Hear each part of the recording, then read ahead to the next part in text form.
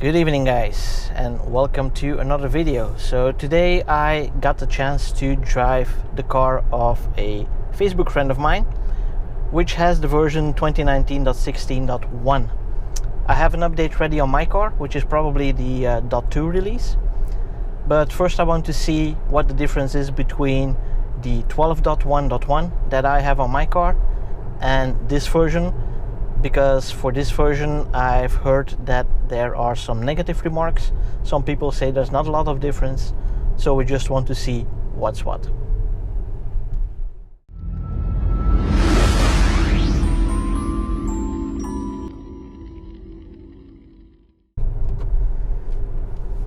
So the first obstacle we have here is the hills and hilltop, and where we have the lane split at the end. So let's see how this car reacts to that.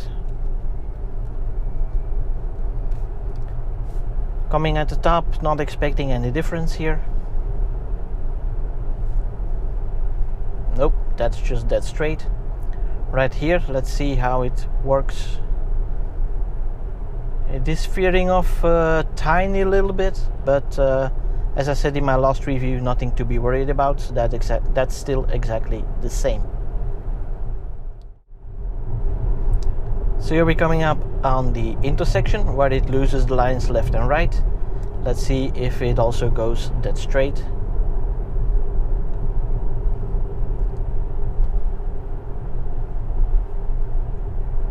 Yep, no problem there. Now the next thing we need to test here is whether it will do an auto lane change on a secondary road. So I'm using just a little tap of the blinker here, and it's not doing the auto lane change. Let's go for the full lock on the blinker. It is actually refusing to do the lane change on a secondary road. That's definitely not good. So up ahead we have the dreaded S-curve. Let's see how it reacts with this AutoPilot 2.5 car on this update. It is going over the line and it is actually cancelling AutoPilot. Now, to be sure that I didn't cancel AutoPilot, let's do that again and see how it reacts. Okay, second attempt. I'm going to see, hopefully there's not too much oncoming traffic and I can let the car do its thing. But let's see if it actually breaks the lane. Yeah, it is braking hard, trying to get back in the lane, asking me to put force on the steering wheel. I didn't do that, and the notification went away. This one, the second turn, is a little bit jerky. It accelerates, it decelerates. Yeah, it's definitely way worse than it is in 2019.12.1.1, unfortunately. Right, third attempt. Hoping to let the car do its thing and make sure that I did not override that message. Let's see if it disappears again, and hopefully we don't have anybody coming the other way, just to keep it safe. Looking good. Okay, it's limited. It's being stopped, and the car is stopping on its own with the hazards on. Had to get out of the way for the car behind me here, but yeah, this is definitely not a good thing. Let's see what else we can find wrong with this update. So now let's see how long it takes for the AutoPilot nag to warn us if we don't keep our hands on the steering wheel. In my car that is about 23 seconds. Let's see how long it is in this car. So enabling AutoPilot, hands off steering wheel.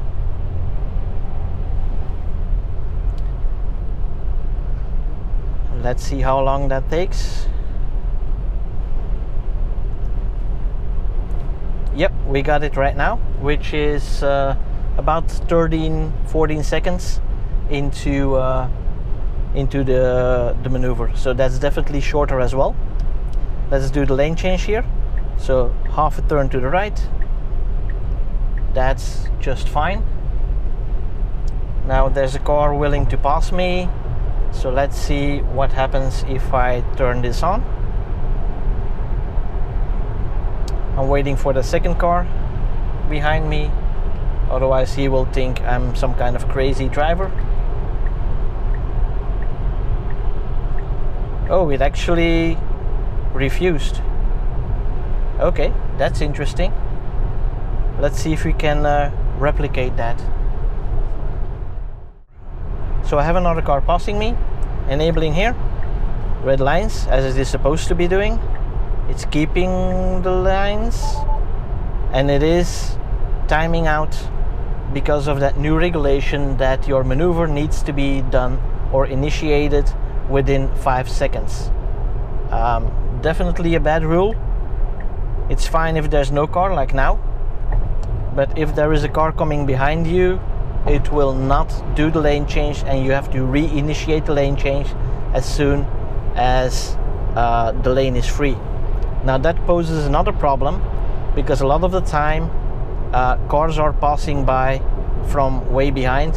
They might be driving faster than you think, for example, and then yeah, the car will just not do it, and by the time you can re-initiate, then another car is closer. So yeah, for me the auto lane change is close to being useless at this point.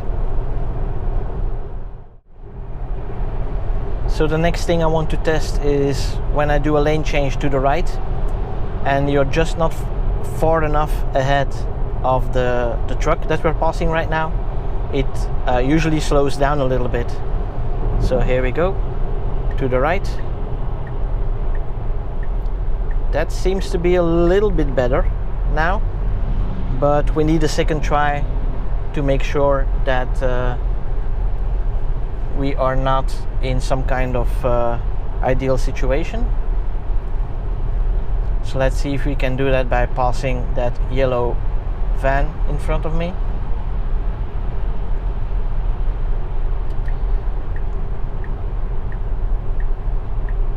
This lane change was going quite okay.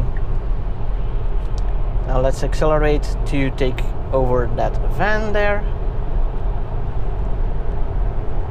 Bear with me on this one. It is kind of jittering all over the place with the car in front of me, like it can't really keep its distance properly. That's also something weird. And now let's see, passing the van to the right, it's coloring red, and it is still doing the lane change. I was expecting it to either slow down, which it didn't really do, in my opinion, or to just stop the lane change and not do it like with the other case when we went left. But yeah, apparently going right is a little bit better.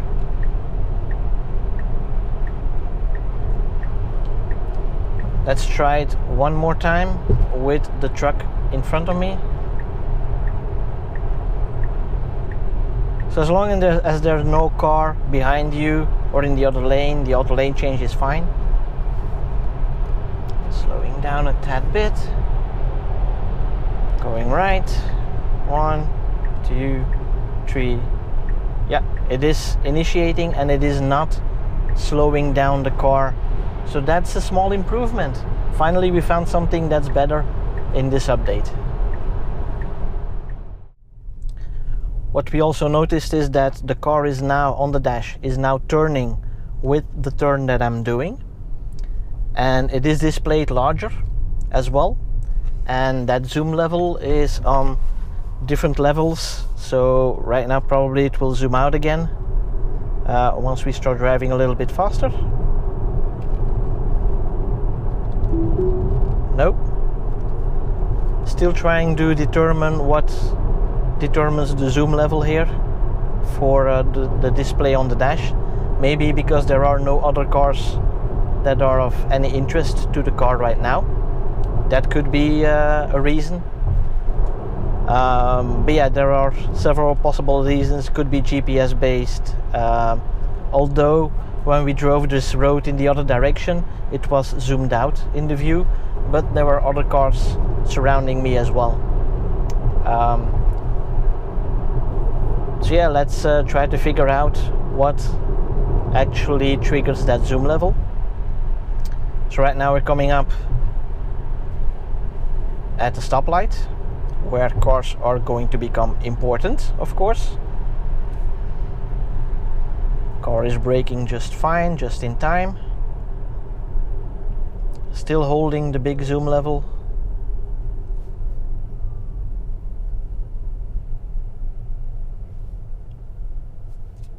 Yeah, and now it is zooming out. So probably having cars in adjacent lanes will trigger the zoom level. Let's see if we can reproduce that as well. So I'm going to drive a little bit slower here, so the car in the adjacent lanes is actually going to disappear from the dash, and see if it triggers the zoom level.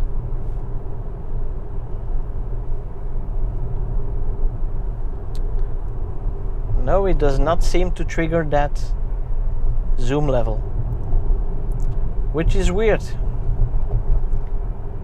If anybody knows the actual algorithm, please let me know in the comments below.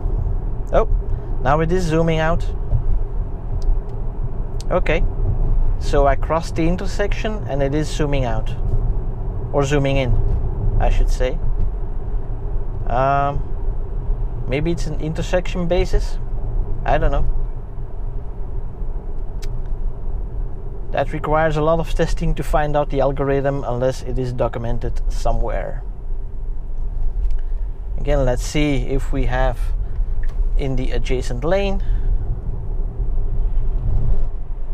Yes, and we are zooming out again. So I am assuming right now that the trigger is cars in the adjacent lane that are of interest to the AutoPilot. Up ahead we have the lane shift, the quick left-right, and let's hope we get a green light and we can take that at 70 kilometers an hour. At the moment I'm not expecting it to make it because of the S-curve that we did earlier, but you never know, we might be surprised with that. So for now it is green. Let's hope it stays that way. There's a truck in front of me where it sometimes brakes. I'm going to accelerate through it if that happens. Yeah, it doesn't quite know what to do. Yeah, it is braking, so I'm accelerating through it.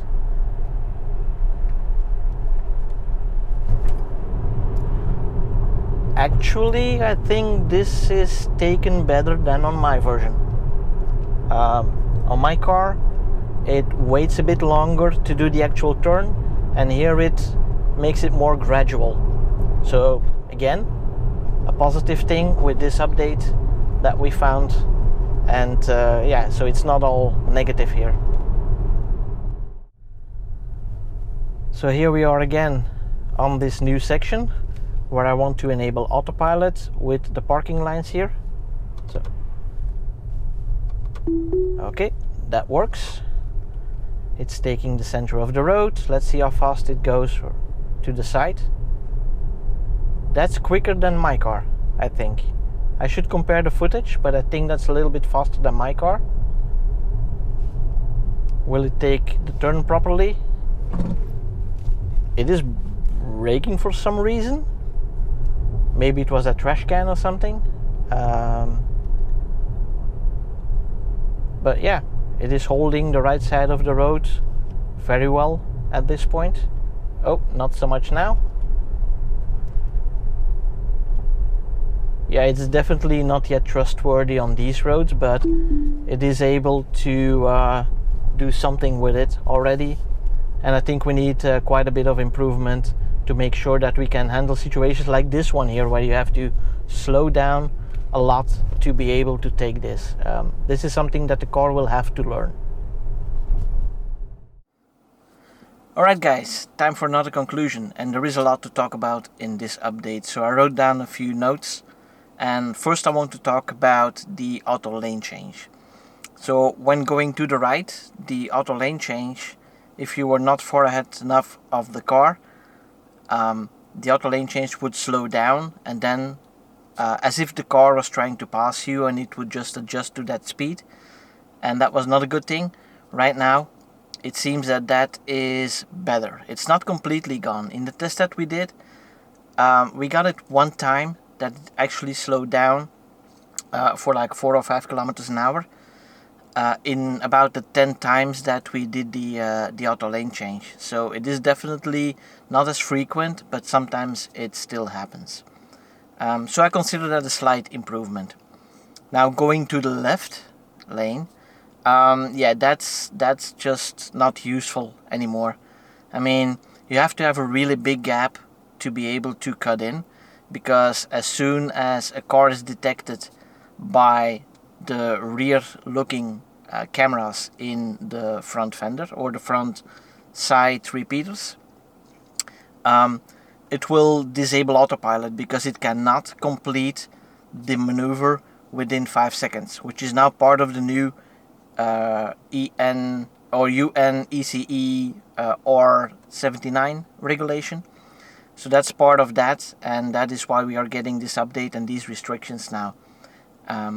So you need a really big gap to be able to cut in, or otherwise it will just cancel on itself. So that part for me personally is not useful anymore. And also we have lost the ability to do an auto lane change on secondary roads.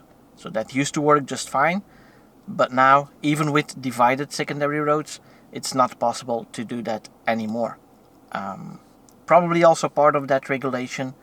Haven't looked into all the details of that regulation yet, but yeah, this is one of the major things that we are missing out on now as well.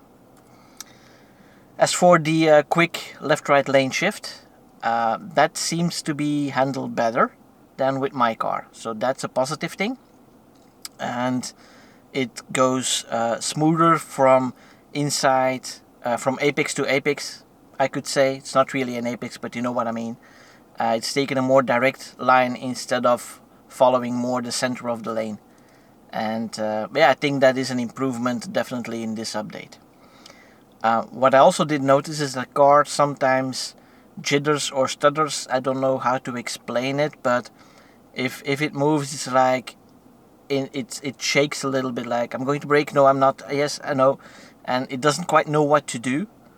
I don't have a clue why it is doing that, because it seems like either it's not capable of getting the following distance right, but on the other side I also had it at an intersection, so it's kind of like I don't know what to do and I'm hesitating and it doesn't feel right, and my car doesn't do that, so that's also new in this update. If we move on to the next point, I think that's the biggest one. That's the S-curve, right? So it's plain dangerous there. In the previous update with my car, that's the 12.1.1, it was just doing fine in that S-curve. Yes, it was going a little bit to the outside of the lane, but it adjusted the speed, it corrected, and then it continued on. Right now it goes over the lane, and then it panics, it says I'm not doing this anymore, and it's stopping you just in mid-turn, basically with the hazards on, saying I'm not playing anymore. While it is perfectly capable of doing that, I mean, my car is proof of that it is capable of handling that S-curve. So I think this has definitely to do with the new regulation, and if they slow down the car before the turn, maybe that will become possible again, because the regulation has to do with either the steering angle, but more importantly with the lateral acceleration or the lateral g-forces that have a maximum limit. And that's why the car is panicking now, because that is a tighter turn there, and if you take that at 70 kilometers an hour, that is sporty driving, but it is still safe in that situation. It may look faster on video, but trust me, if you do it in person, it's not really dangerous at all to take that S-curve at 70 kilometers an hour. Yeah, another thing is the nag. So when you don't hold the steering wheel, you get the nag to hold the steering wheel and apply some force on it. That has gone down from 23 seconds to 14 seconds now. That makes it even more annoying. And yes, of course, you should have your hands on the steering wheel at all times. But sometimes I drive without hands on the steering wheel, but in the so-called Lotus position, where I have my hands like this at the bottom of the steering wheel, and I have them on my lap, and then I can quickly grab it. But it's a very relaxed position. You're still attentive, and you can still take over at any given time there. And that's not possible anymore. So yeah, that's a shame to see that go. And then of course we have the new graphics interface. So the car on the dash is displayed larger in certain circumstances. It is also depicted more realistic. There's like a photo-like quality to it right now, which is nice to see. It also turns when you turn the car. So if you're in quite a turn, like a roundabout, what I've shown in the video as well, and what you see here, then the car turns on the dash as well. So that's nice. It's a better representation of reality of your position on the road. And also you have these different zoom levels. So if there is no car in adjacent lanes that is of any interest to your car, then you're zoomed in and your car is depicted a lot bigger on the screen. And if there are cars in the adjacent lane that are important for AutoPilot, then it will actually go back to what we were used to, and the car is depicted a little bit smaller, but you see a lot more of the surrounding area. Now what I've noticed for the algorithm, so after testing it a little bit further, is that to get it to zoom in, so from small to big, right? First of all, the car can be far away in an adjacent lane, that's no problem, but as soon as the car becomes too big to fit within that area on your dash to display it, then the car will actually go from big to small. Sorry, it's the other way around. So then it will go from big to small, and it will show the adjacent lanes. To go from small to big again, so to zoom in, then the car in the adjacent lane can be all the way up to the point where it disappears from the dash, and only then it will actually zoom in again and say, okay, I don't need to take that car into account anymore. So that's, according to me, the algorithm to determine the zoom level on your dash display. Now the next question is the regulation that we have. I'll put a link below in the description to the document about that regulation. Has changed a lot. And it's not for the better at this point. But the question now is this only for Model S and Model X that this is a problem? Because according to different sources, the Model 3 already had adhered to that regulation from the start. And people driving a Model 3 are not complaining about this behavior. So either they weren't used to it before and they just accepted that specific behavior, or the Model 3 reacts differently. So for me, the next thing I'll try to do is to get my hands on the Model 3, do exactly the same tests, see if there's anything different. If it is different, I will definitely report back on that. If it's the same, well, then it's a problem for everybody, and apparently the Model 3 owners are not as picky as Model S and Model X owners, or they weren't aware of what was happening there, or what used to be possible. So yeah, that's it for me. I am not really fond of this update, but yeah, it is regulation, it is the law that has been applied, so that's unfortunate that probably we will not be able to escape from that, but it is putting us way back compared to what US cars are capable of doing, and what Tesla in general is technically and technologically capable of doing at this point. I find that very unfortunate, and I hope that we can revert this again to a better situation, and with the next update we get some adjustments to this behavior, and we can start maybe something that Elon is good at is bending the rules, so maybe we can bend the rules a little bit on this car. Now if you want to help us out, below in the description there is going to be a link to a petition that Tesla owners can sign to indicate to the European government, like, okay, we're not taking this, we should embrace this change and not hold everything back so we can't advance to a better world and to a safer world right now. So if you like to sign that petition, by all means, right now over 3,500 people have already signed it. Let's get this to the highest number possible, and any help in that is of course appreciated. And as always, if you like my videos, please subscribe using the button below there, and don't forget to click that little bell icon so you don't miss out on any new videos. And for now, thanks for watching, see you guys next time, bye bye.